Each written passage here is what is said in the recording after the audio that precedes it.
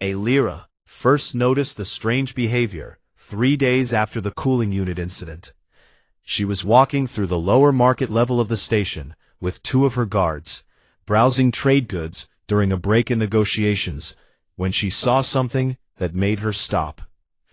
The lower market was a busy, noisy place.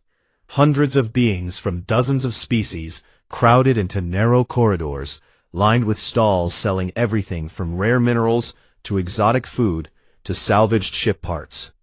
The air was thick with the smell of cooking spices and machine oil and the sharp chemical scent of Korvathi tobacco. It was the kind of place where important people did not usually go. But Alira liked to see things for herself. Her father had taught her that a leader who only saw the world from a throne was a leader who would eventually lose that throne.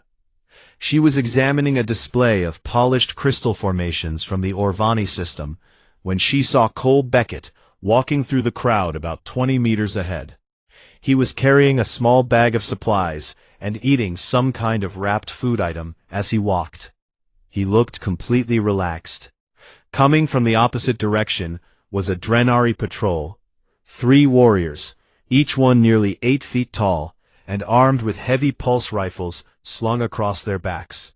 They walked with the slow, deliberate stride that their species used when they wanted everyone around them to know they were present. The crowd parted for them, like water flowing around stones. Merchants pulled their goods back from the edges of their stalls. A group of small Furlani traders practically climbed over each other, trying to get out of the way. He kept walking straight ahead, still eating, still relaxed, and as the Drenari patrol approached him, something remarkable happened. The lead warrior, a massive female with dark green scales and ceremonial scars running down both arms, adjusted her path. She moved to the side, creating space for the human to pass. The 2 warriors behind her did the same. It was not a dramatic gesture. There was no confrontation, no words exchanged, but it was unmistakable. 3 Drenari apex predators, each one capable of killing most beings in the market with their bare hands, had stepped aside for a human maintenance worker in grease-stained coveralls. Cole walked past them without a glance. He took another bite of his food and disappeared around a corner. Alira stood perfectly still. Her guards had not noticed. The merchants around her had not noticed, or if they had, they did not show it. But Alira had been trained since childhood to observe the small details that revealed the true nature of a situation, and what she had just witnessed was deeply wrong. It went against everything she understood about how power worked among species. The strong did not yield to the weak. Predators did not step aside for prey, and the Drenari did not defer to anyone. She needed answers. Her first attempt at investigation took her to the station archive, a quiet, climate-controlled room on Deck 2, where the station's administrative records were stored. She accessed the personnel files for the Terran Commonwealth delegation, and found Cole Beckett's entry. It was thin. Name, Cole Andrew Beckett. Species, human, Terran. Age, 26 standard cycles. Place of origin, a region called Montana on the planet Earth. Training, mechanical and environmental systems, certified level 3. Assignment, junior environmental systems apprentice, Velhari Station, 18 months. The file contained no disciplinary actions, no commendations, and no special notes. It was the most boring personnel file she had ever read. She decided to try a different approach. The next morning, she visited the lower market again, this time alone, except for a single guard, and sought out a Furlani information broker named Savi. The Furlani were small amphibious creatures with moist blue-green skin and 6 independently moving eyes. They were not strong, and they were not brave, but they were extraordinarily good at listening and remembering.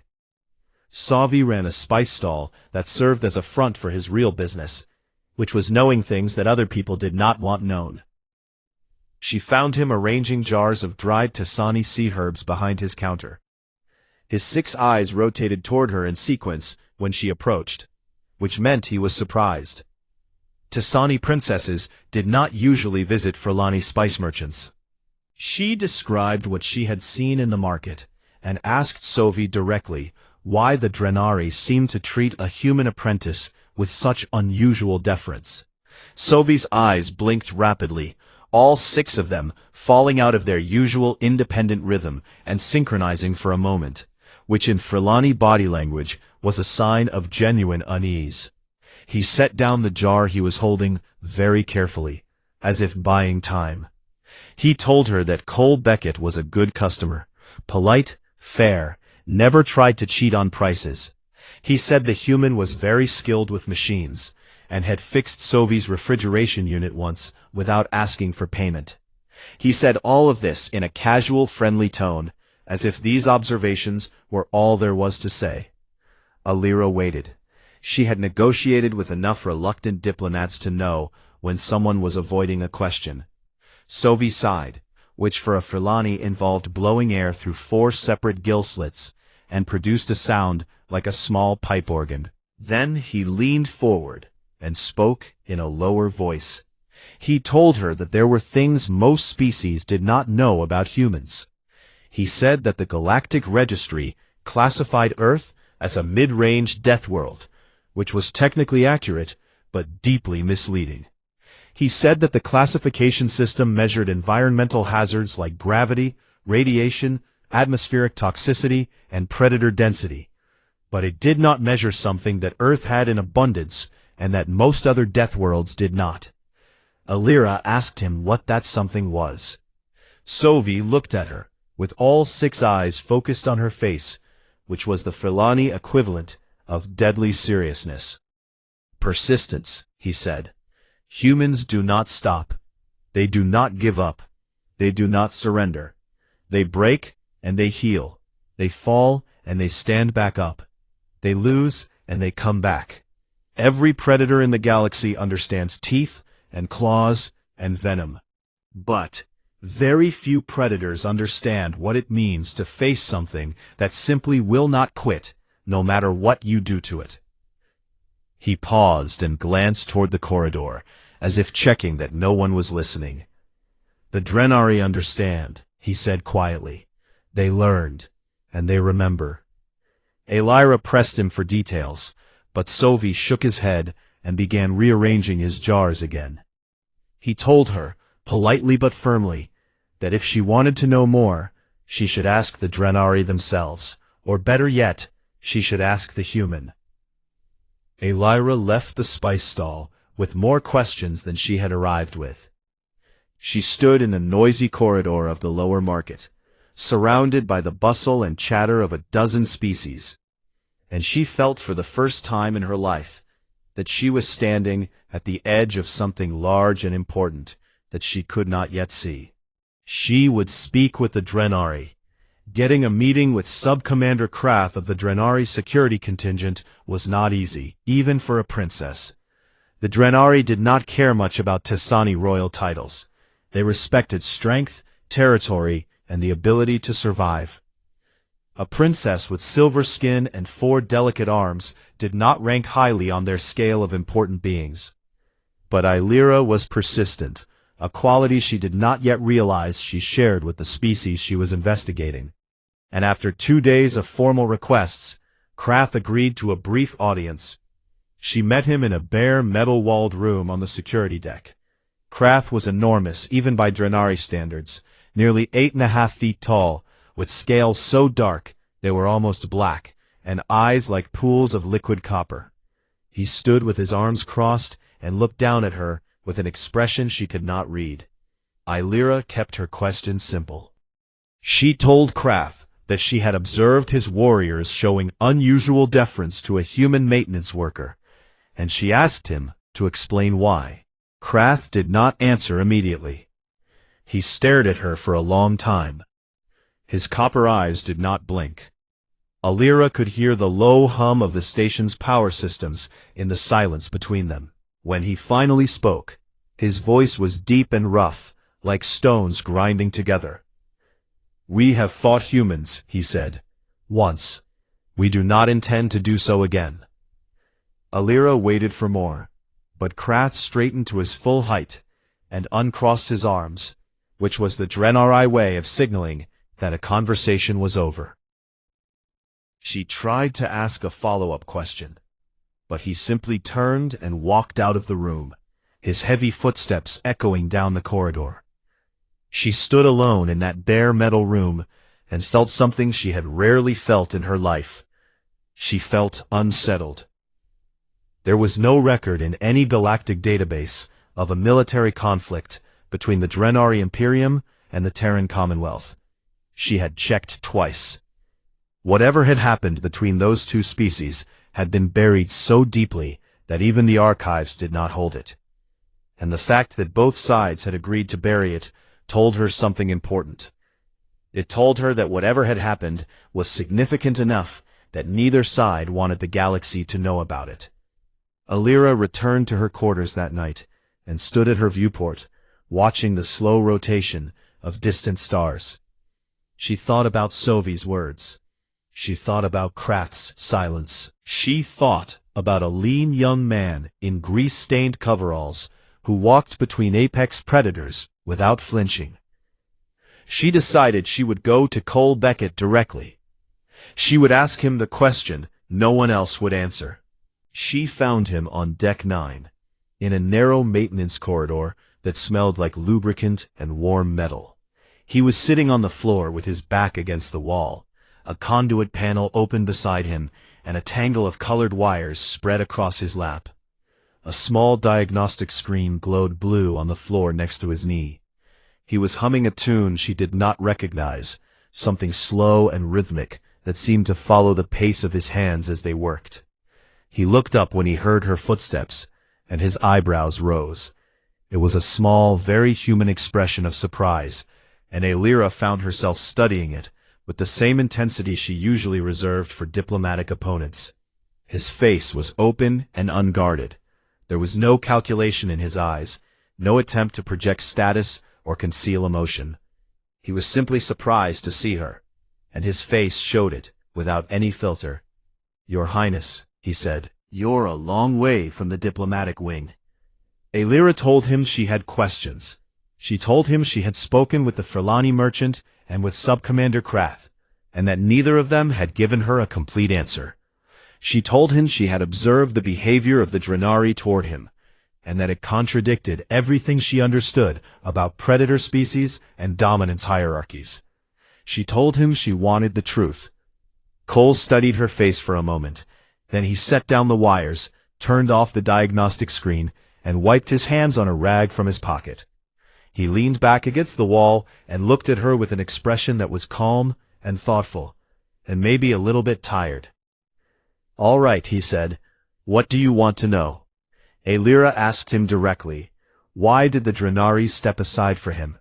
What had happened between humans and the Drenari that both species had agreed to erase from the records?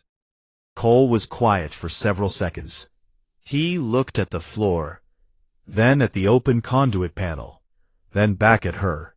When he spoke, his voice was steady and low, without any of the drama or pride that Alira had expected. He told her about a place called Pershing's Landing. It was a human colony on a border world in the Outer Territories, he said. A small settlement, about 4,000 people, farmers mostly, and some miners. The planet was harsh, but livable, with cold winters and rocky soil, and thick forests that covered most of the northern continent. The colonists had been there for about 8 years when the Drenari came. A raiding force, 800 warriors strong, arrived in orbit without warning. They came in fast assault ships, designed for ground warfare, and they hit the colony at dawn on a cold morning in the middle of the growing season. The planet had deposits of a rare mineral called viridium that the Drenari wanted, and the colony was sitting on top of the richest vein. The Drenari expected the humans to surrender or die quickly. They had studied the Galactic Registry. They knew humans were soft, short-lived, and poorly armed. They expected an easy conquest. They were wrong. Cole spoke carefully, choosing his words the way a man chooses his steps on unstable ground. He told Alira that the colonists did not surrender. They did not panic. They did not run. Within the first hour of the attack, the colony's elected leader, a retired military officer named Grace Harlan, organized every able-bodied person into defense groups. They pulled weapons from the colony armory, which held enough rifles and sidearms for about a third of the population. Those who did not get guns were given tools, knives, and anything else that could be used as a weapon. Then they went to war. Not the kind of war the Drenari understood. The Drenari fought in the open. They believed in direct confrontation, in the clash of strength against strength, because that was how predators settled disputes on their homeworld. But the humans did not fight like predators. They fought like something else entirely. They fought like survivors. They retreated into the forests and the mine tunnels. They collapsed roads and bridges. They set traps using mining explosives and farming equipment. They dug pits and covered them with brush. They strung wire between trees at the height of a Drenari throat. They poisoned the water supplies in the areas the Drenari had captured. They attacked at night, in small groups, hitting fast and vanishing before the Drenari could respond. They attacked again at dawn. They attacked at midday. They attacked during storms, when the rain and wind covered their movements. They never stopped. Cole told Alira that the Drenari were not prepared for this. On their homeworld, when a weaker creature was confronted by a stronger one, the weaker creature fled or submitted. That was the natural order. But the humans did neither. They kept coming back. They lost people every day, sometimes 10, sometimes 20, and they kept fighting. When their ammunition ran low, they made more from mining chemicals.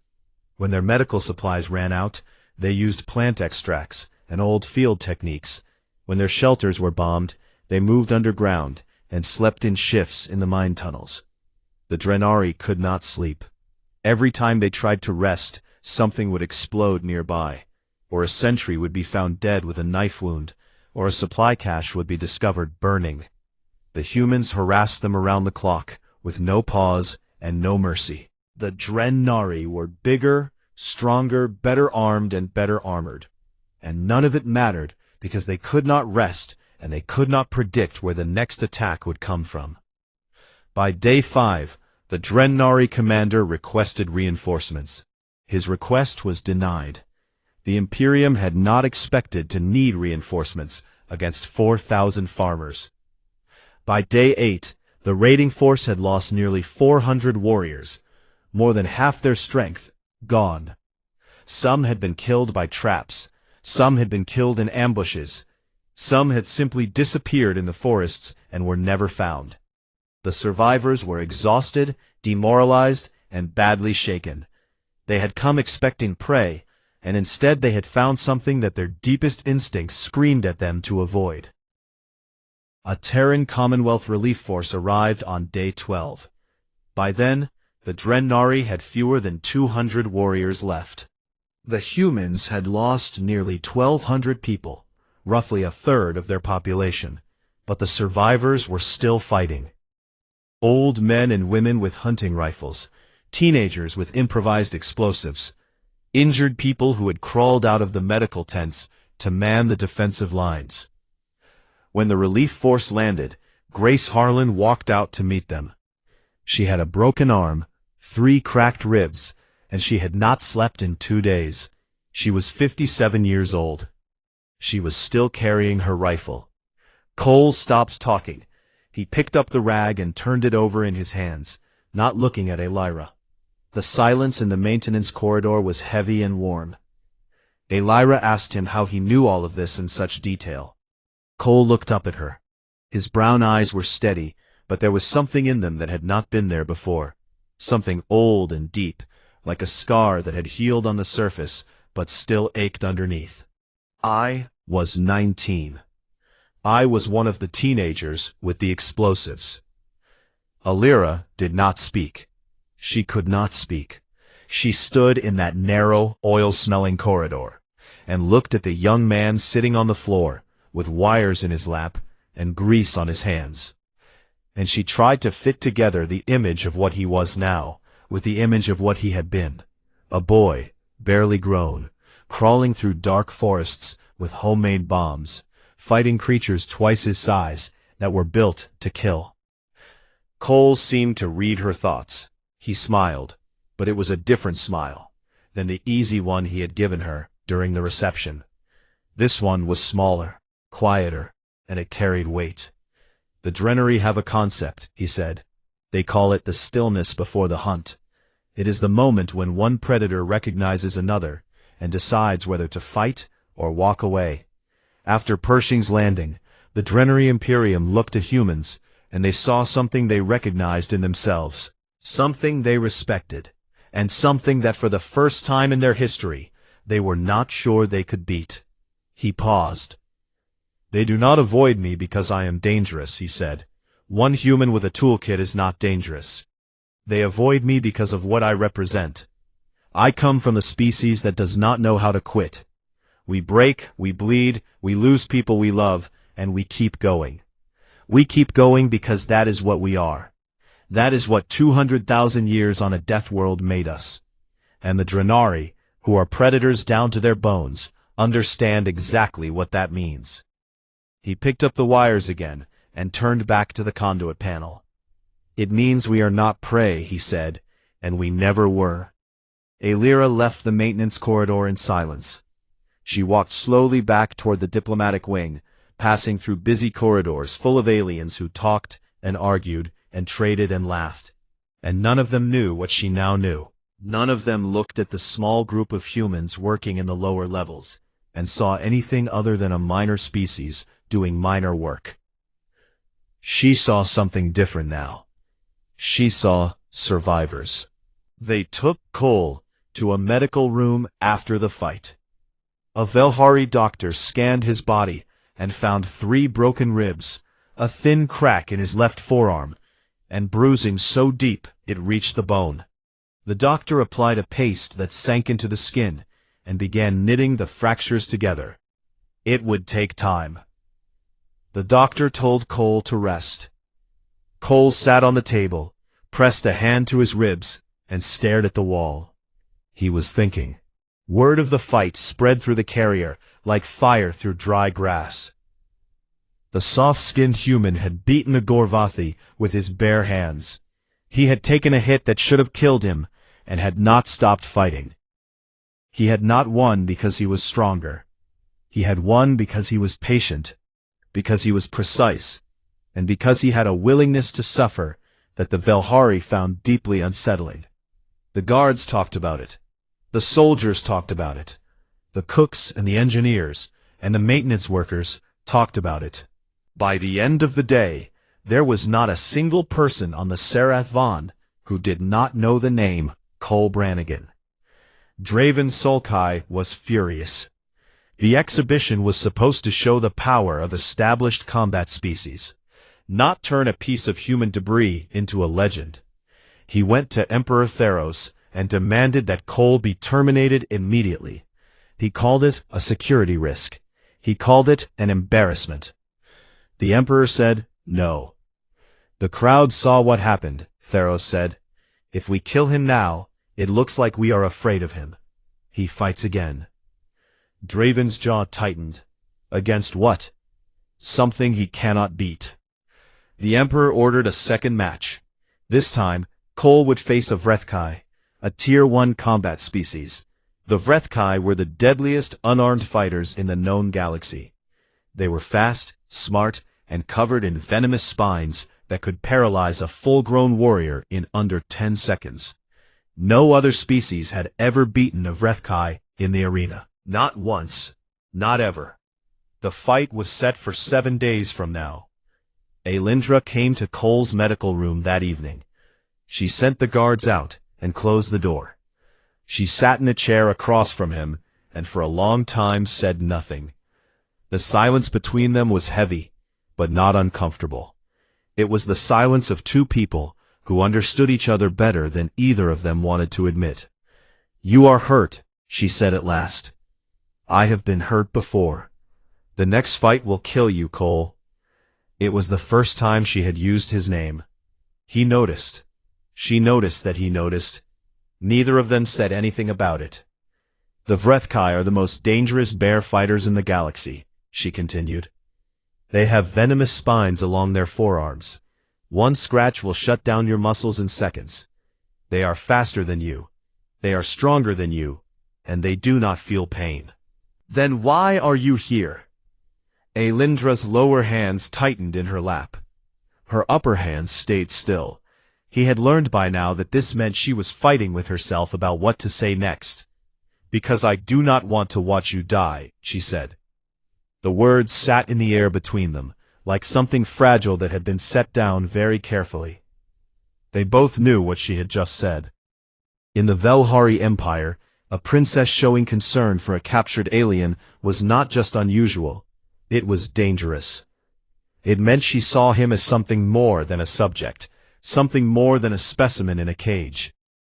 Cole held her gaze. Then help me. I cannot go against an imperial order.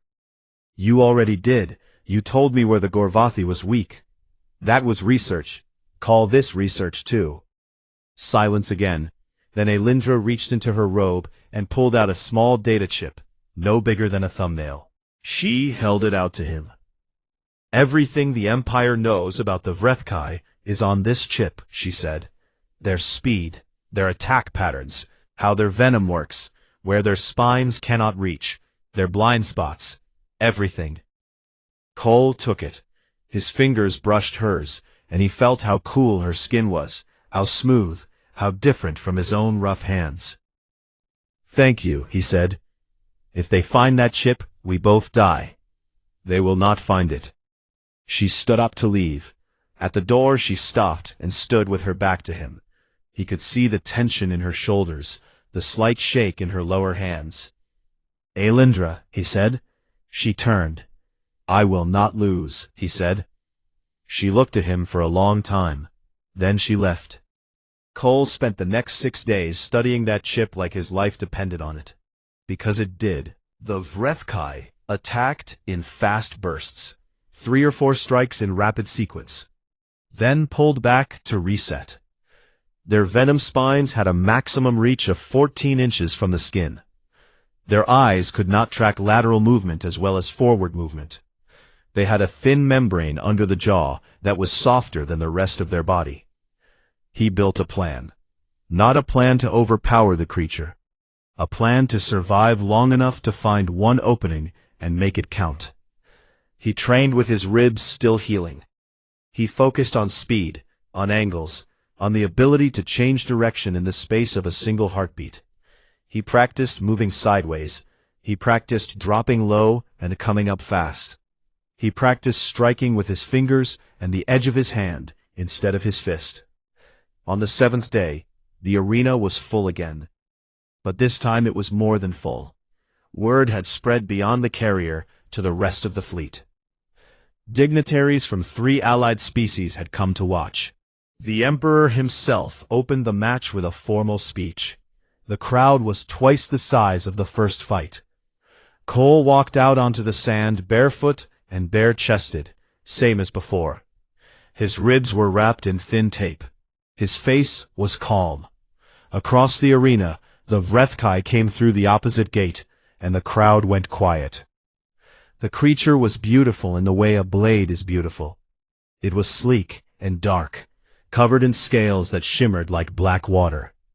Its arms were lined with rows of thin, glistening spines that caught the light like wet glass. It moved like liquid shadow, smooth and silent, its eyes scanning the arena with cold intelligence. The horn blew. The fight lasted 4 minutes and 31 seconds. Cole was scratched twice, once on the left shoulder, once on the right thigh. Each time, he had less than 10 seconds before the venom locked his muscles. Each time, he used those seconds with a focus and a fury that made the crowd lean forward in their seats. He targeted the blind spots. He targeted the balance points. He used the sand, the walls, the Vrethkai's own momentum against it. He struck the membrane under the jaw with everything he had, again and again, until the creature stumbled and fell. When it was over, Cole was standing. Barely. The venom was crawling through his body, locking down one muscle at a time. His left arm hung dead at his side. His right leg was going numb. He had maybe 30 seconds before he fell. He looked up at the Imperial box. Alindra was standing. Every other person in the arena was sitting, but the princess was on her feet, all four of her hands gripping the railing, her violet eyes wide, her silver circlet catching the light. The crowd was watching her as much as they were watching him. The arena was built so that even a whisper from the Imperial box would carry down to the sand floor. This was an old design, made for royal commands. Alindra knew this. She used it. "Vethari Sol Enkai," she whispered. The words moved through the arena like a wave. Every Velhari heard them. Every Velhari understood them. The phrase was ancient, older than the Empire itself, from a time before the Velhari had left their homeworld. It came from the old bonding rituals, the ones that bound two lives together as equals. In the modern empire, the phrase had a very specific legal meaning. When spoken by a member of the royal family in a public place, it marked the subject as a protected consort, someone tied to the royal house by personal claim. No military commander could override it. No council could reverse it. The only person who could undo it was the emperor himself, and only by stripping the speaker of their royal title. Alindra had just made Cole Brannigan untouchable. She had done it in front of every eye and every ear in the arena. On the sand below, Cole's legs finally gave out. The venom took hold, and he dropped to his knees, then to the ground. But he was alive. And because of 4 whispered words from a princess who had decided that this human was worth more than her own safety, he was going to stay that way. The silence in the arena lasted a very long time. The days that followed the Sithrix incident changed Velhari Station in ways that no one had predicted and no one could reverse. The Korvathi Syndicate was placed under formal investigation by the Galactic Trade Authority. 3 of their senior diplomats were arrested on charges of illegal bioweapons trafficking, and the Korvathi trade frigate was impounded indefinitely. Trade Director Voss, the heavy-set Korvathi negotiator, who had once mocked the Tisani for their sensitivity to heat, was stripped of his credentials and escorted off the station in restraints. The mineral rights treaty that Alira had spent months preparing for collapsed entirely.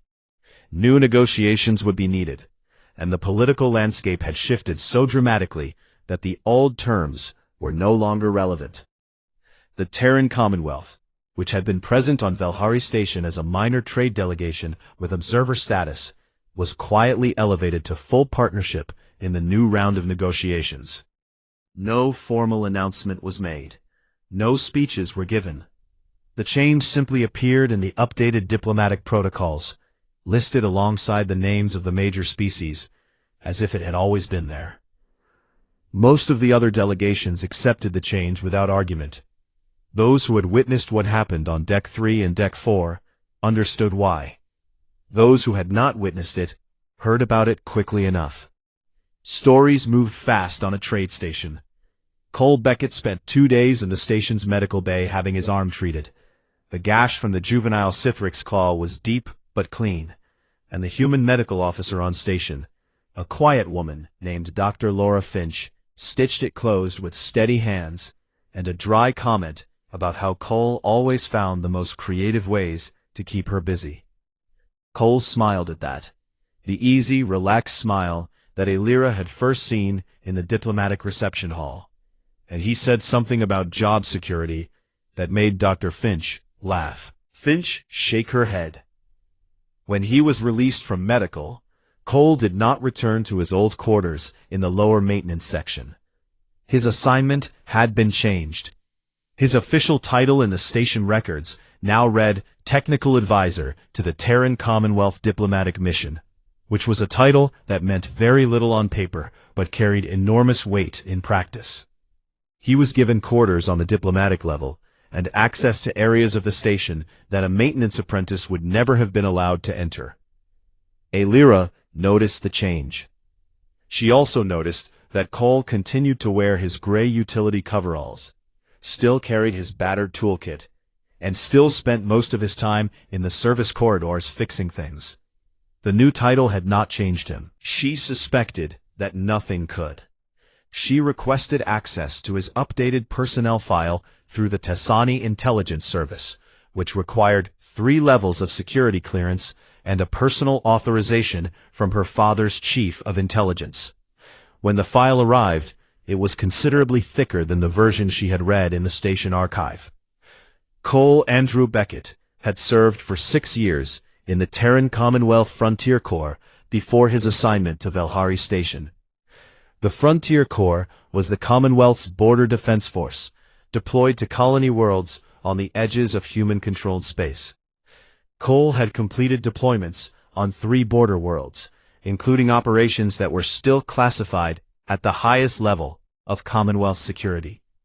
One of those deployments was Pershing's Landing. He had been 19 years old when the Drenari came. He had been one of the volunteers who went into the forests with improvised explosives to harass the enemy supply lines. His unit, if it could be called that, had consisted of 7 teenagers and a retired schoolteacher named Harold Dunn, who had served in the Commonwealth military 30 years earlier, and who had taught the young volunteers everything he knew about fieldcraft, demolitions, and staying alive when everything around you was trying very hard to make you dead. Harold Dunn did not survive Pershing's Landing. 4 of the 7 teenagers did not survive either. Cole and 2 others made it to day 12. The file also contained a note from the Commonwealth's Strategic Placement Division, a branch of the government that Lyra had never heard of. It stated that Cole Beckett had been assigned to Velhari Station not because the station needed a maintenance apprentice, but because the Commonwealth wanted a trained operative embedded in one of the galaxy's most important trade hubs. Someone who could observe, adapt, and respond to threats without drawing attention. Someone who looked ordinary. Someone who was anything but ordinary. Lyra closed the file and sat for a long time in her quarters, thinking. She requested a private meeting with Cole before her delegation's departure. He agreed without hesitation. They met in one of the station's observation lounges, a quiet, curved room with a wide viewport that looked out on the slow drift of stars and the faint glow of a distant nebula. The lights in the lounge were dimmed, and the only sound was the low hum of the station's life support systems. Cole was leaning against the viewport railing when she arrived, looking out at the stars with his hands in his pockets. His bandaged arm was visible beneath his rolled-up sleeve. He turned when she entered and gave her a nod. They stood together in the quiet for a while. Lyra found that she did not want to rush into the conversation. There was a quality to Cole's silence that she had come to appreciate. It was not the silence of someone who had nothing to say. It was the silence of someone who had learned that words were tools, and that using them carelessly was a waste. She told him she had read his full file. She told him she understood now why the Drenari stepped aside when he walked past. She told him she understood why the Commonwealth kept people like him in quiet, unremarkable places, hidden in plain sight. And she told him that she understood, perhaps for the first time, why every species that had ever looked at humanity and seen weakness had eventually been proven wrong. Cole listened to all of this without interrupting. When she finished, he was quiet for a moment, looking out at the stars. Then he spoke.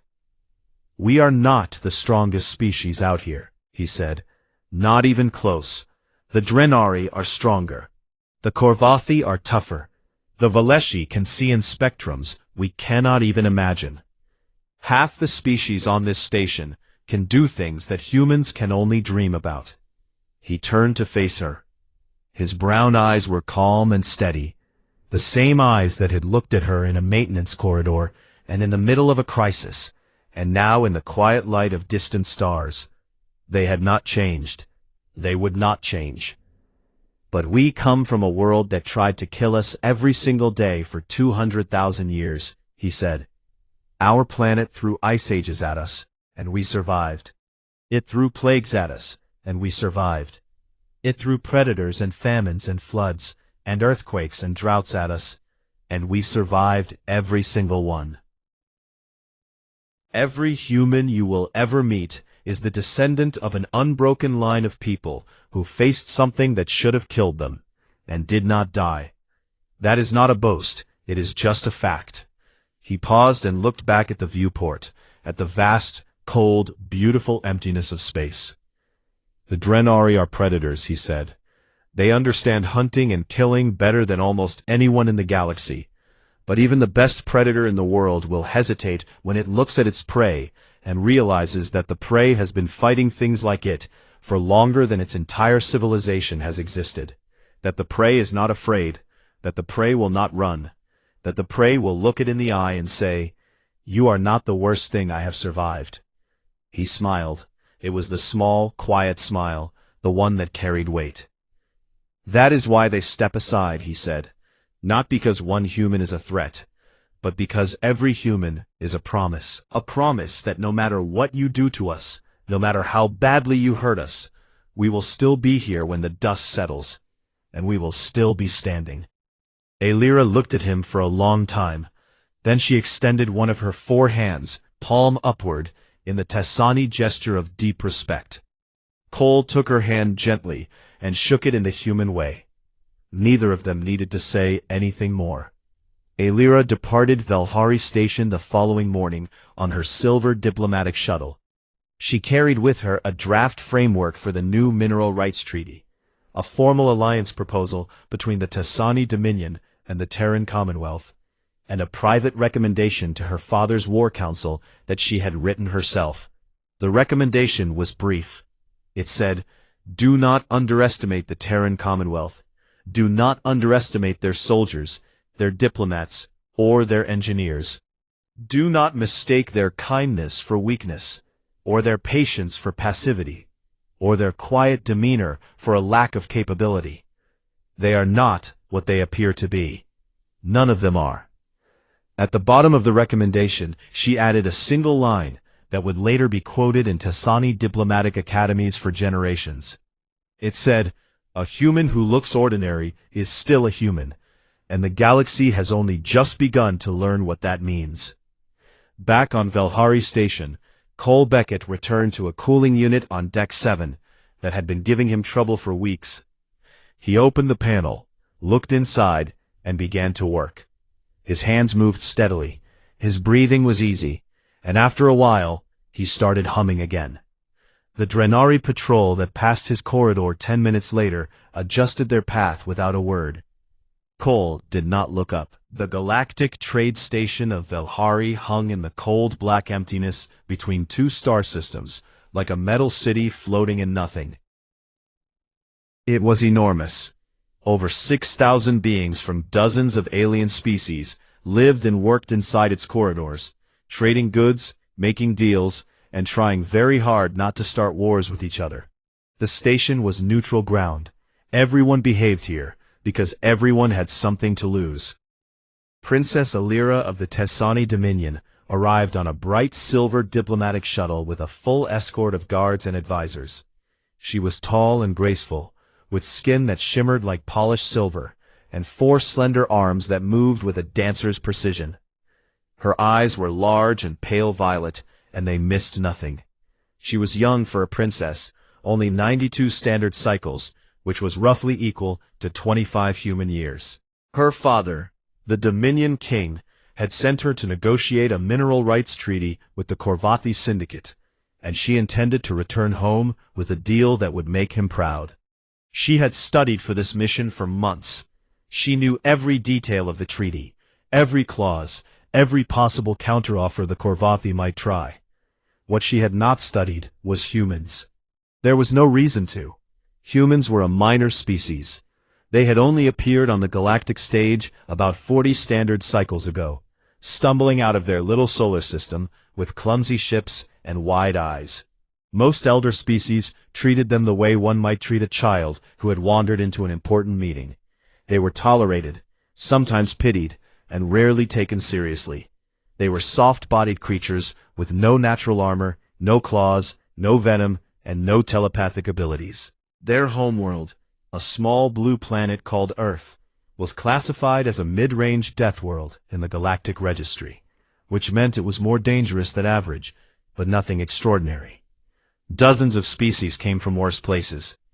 The human contingent on Valhari Station was small, about 30 of them, mostly trade representatives and technical workers, who occupied a modest section of the station's lower levels. They kept to themselves. They were polite. They fixed things when things broke, and they did not cause problems. Aelira had been briefed on every species present at the station, and the section on humans had been exactly 2 paragraphs long. She had skimmed it. On her second day aboard the station, Aelira was hosting a formal reception in the diplomatic wing for representatives of the Korvathi Syndicate. The room was large and elegant, with curved walls that displayed slow-moving images of nebulae and distant galaxies. Drinks were served in crystal containers that adjusted their temperature to suit each species. Everything was proceeding according to plan, until the cooling system failed. The temperature in the reception hall began to climb. For Tasani, who came from a cool, ocean-covered world, heat was deeply uncomfortable. Aelira felt her skin beginning to dry, which was both painful and embarrassing for her species. Her guards shifted uneasily. Her chief advisor, a thin and nervous Tasani named Counselor Orath, began making anxious clicking sounds with his lower jaw. The Korvathi delegates, who were thick-skinned and came from a warm desert planet, seemed amused by the discomfort. Their lead negotiator, a heavy-set creature named Trade Director Voss, made a comment about the fragility of Tasani biology that Aelira chose to ignore, but did not forget. Station maintenance was called. 10 minutes later, a human walked in. He was of average height for a human male, lean but not muscular, with skin that was a warm brown from sun exposure, and dark hair cut short and practical. His eyes were brown and calm. He wore plain gray utility coveralls with grease stains on the knees, and carried a battered metal toolkit that looked like it had been dropped down several flights of stairs at least once. A small name patch on his chest read Beckett. He nodded to the room, said, "Excuse me, folks," and walked straight to the cooling unit mounted in the far wall. He opened a panel, looked inside, made a small sound that might have been disapproval, and began working. His hands moved quickly and with obvious confidence. He did not seem nervous about being in a room full of alien diplomats and armed guards. He did not seem nervous about anything at all. 7 minutes later, cool air began flowing again. The human closed the panel, wiped his hands on a rag from his back pocket, and turned to Aelira. He gave her a small, easy smile. "Should hold now, Your Highness," he said. "Bad relay in the thermal exchange. I put a new one in, but I would recommend getting the whole unit replaced in the next cycle or 2. These old models tend to go in clusters." Aelira thanked him. He nodded, picked up his toolkit, and left. The whole interaction lasted less than a minute. She forgot about him almost immediately. She did not notice what happened in the corridor outside.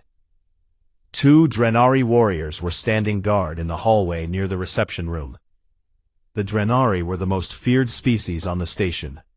They were massive, standing nearly 8 feet tall, with thick green-scaled hides that could stop a blade, powerful jaws filled with serrated teeth, and clawed hands that could tear through light armor plating.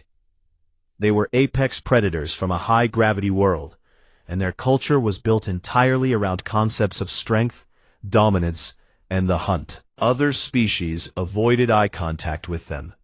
Even the Korvathi, who were not easily intimidated, gave them respectful distance. When Cole Beckett walked out of the reception hall and into the corridor, both Drenari warriors stopped talking. One of them, a scarred veteran with a missing eye ridge, shifted his weight and took a half-step to the side, clearing the path. The other lowered his gaze slightly, not in fear exactly, but in something that looked like careful recognition. Neither of them said a word. Cole walked between them without slowing down. He did not look up at them. He did not adjust his path. He simply walked, easy and unhurried, as if passing between two of the most dangerous beings in the galaxy was no different from walking past a pair of cargo containers. The Drenari watched him go. The scarred one made a low rumbling sound deep in his chest. In the Drenari language, it was a sound that roughly translated to a single concept: respect. Aelira did not see any of this, but she would learn about it soon enough. And when she did, it would change the way she understood humans forever.